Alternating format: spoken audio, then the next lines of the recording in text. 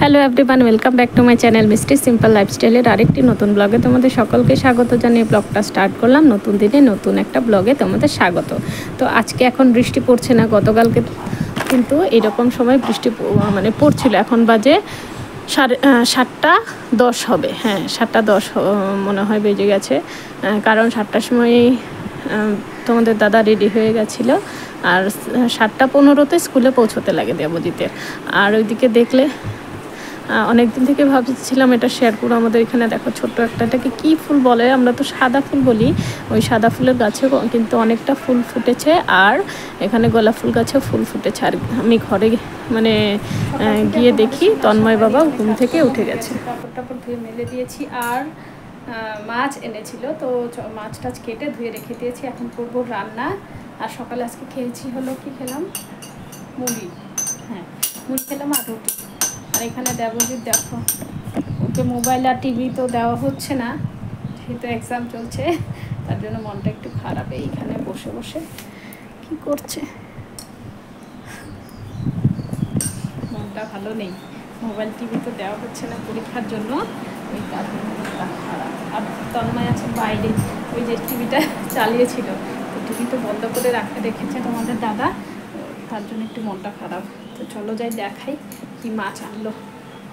মাছটা ধুয়ে এই দেখো, এখানে আছে গড়াই মাছ, মাছ আর আছে হলো ভাঙন মাছ। এই মাছটা ধুয়ে রেখেছি, এখন এটাই রান্না করবো।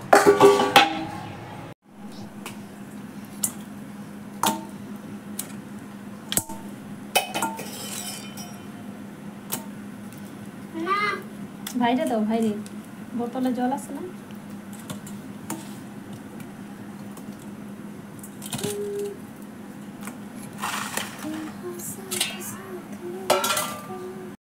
এই মাছ কাটতে অনেকটা দেরি হয়ে গেছে। কাপড় ধুয়ে তারপরে মাছ কেটে একবারে চান করে এসেছি। কেটে এনেছিল, তবুও কাটা মাছ তো আর ভালো করে আশটাশ ফেলে না ওরা, ওদের কাটার দরকার কেটে দেয় ওই রকমই। কিন্তু এটা পরিষ্কার করাটা বড় একটা কষ্টের কাজ, কিন্তু যারা যারা করো তারা জানোই। আর এই যে গড়াই মাছ, কই মাছ, এগুলোর কাটাও তো খুব থাকে, তার জন্য কিন্তু কাটতে অনেকটা অসুবিধা। এসে বসলাম, আর এখানে দেখো তন্ময় গেছে ঘুমিয়ে, আর রান্না করেছি হলো কি বলে, দুটো মাছ মিলিয়ে একটা দিয়ে করেছি, লাউ দিয়ে করেছি একটা, আর একটা করেছি ভোল, কচু আর আলু দিয়ে। তো দেখাচ্ছি একটু পরে তোমাদেরকে। আর এখন দেবজিৎকে ভাত খাইয়ে দেবো, ওর তো মেয়ে চলে আসবে একটু পরেই, তাড়াতাড়ি একটু ভাতটা খাইয়ে দিই, তারপর আবার আমরা তো খাবো। আর তোমাদের দাদা এখনো আসেনি দোকান থেকে, আসার পরে তারপরে খাবো আমরা।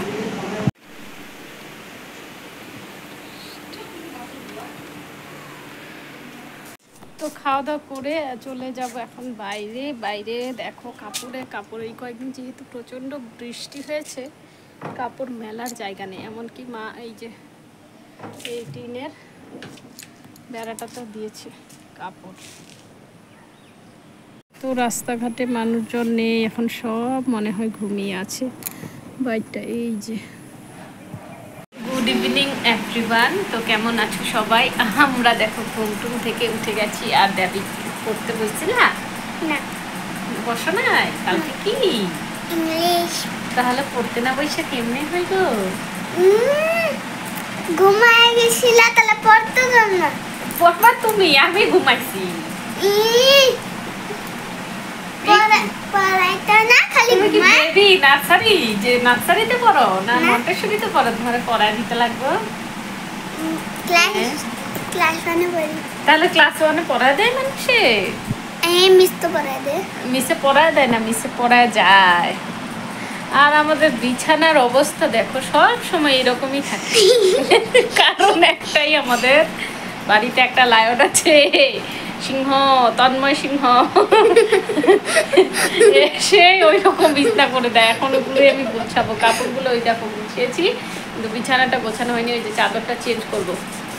গতকালকে কি করেছে, ওই মশার ধূপকাঠির যে কি বলে গুড নাইট, যে ওইটা বিছানার মধ্যে ফেলে দিয়েছে, ওটাই আজকে চেঞ্জ করব। আর বসিয়েছি হলো দুধ, রান্নাঘরটা পরিষ্কার হয়ে গেছে। রাতের তেমন রান্না নেই, দেখি কতখানি কী করি। আর দুপুরে তোমাদের সাথে আর শেয়ার করা হয়নি, কারণ কি হয়েছিল, কারেন্ট চলে গেছিলো। ওই যে রান্নাঘরে তো এমনিতেও অন্ধকার, আমাদের লাইট জ্বলানো থাকে সব সময়, আর কারেন্ট চলে গেছিলো। আর তার মধ্যে তোমাদের দাদা তাড়াতাড়ি এসেছে, মানে এসে পড়েছিল খেতে। আমি আর তোমাদের সাথে তরকারি ওগুলো সব কিছু শেয়ার করতে পারিনি, খুব তাড়াতাড়ি রান্নাটা করেছি, তার জন্য আর শেয়ার করা হয়নি। তো এখন ঘুম দিয়ে উঠলাম, উঠে এই যে কাপড়গুলো গোছালাম, এখন বিছানাটা গুছিয়ে এখন দেবজিৎ বাবা ঘুমাবে, কালকে আছে এক্সাম।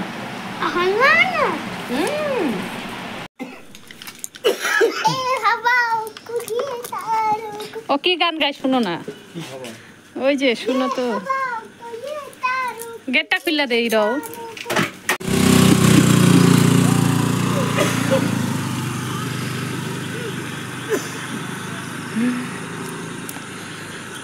রাত্রিবেলা গেল বাবাটারা ঘুরতে, আর দেখো আকাশটা পুরো অন্ধকার হয়ে আছে, রাস্তাঘাট পুরো ফাঁকা, শুধু এখানে একটা মিনি বাড়িতে যাচ্ছে, দেখলে? আর এই যে আকাশটা,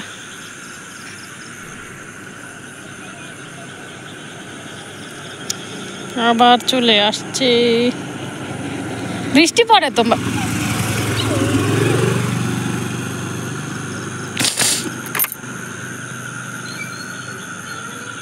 ওই তোমাদের দাদা আসলে দুই ছেলে এমনই, এই একবার যাবে আবার আসবে, এই করে।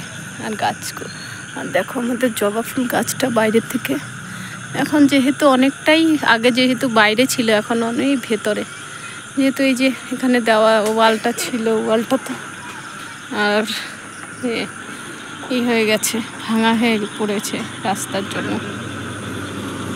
আবার কই যাও? তারপরে তোমাদের দাদা ঘরে এসে লেগে গেছে পরিষ্কার করতে। এই টিভির নিচে যে প্লাইউডটা পাতা ছিল ওটা চেঞ্জ করলো, অন্য একটা প্লাইউড এনেছে, তার জন্য ওটা চেঞ্জ করে একবারে এই জায়গাটা পরিষ্কার মানে করে নেবে।